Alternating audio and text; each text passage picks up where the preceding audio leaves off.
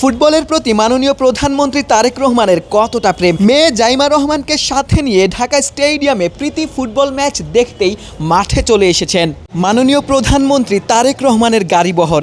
ঢাকা স্টেডিয়ামে প্রীতি football match, স্বাধীনতা দিবস উপলক্ষে সেই ফুটবল ম্যাচেই চলে এসেছেন মাননীয় প্রধানমন্ত্রী। ফুটবলের প্রতি কিংবা ক্রীড়ার প্রতি তার কতটা প্রেম আমরা দেখতে পাচ্ছি এই মুহূর্তে।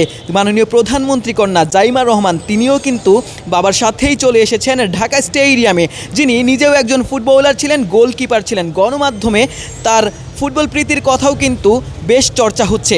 মাননীয় প্রধানমন্ত্রী তারেক রহমান এই মুহূর্তে গণমাধ্যম কর্মীদের হাত নেড়ে তাদের সম্ভাষণের উত্তর দিচ্ছেন। তার সাথে রয়েছেন তার কন্যা জাইমা রহমান।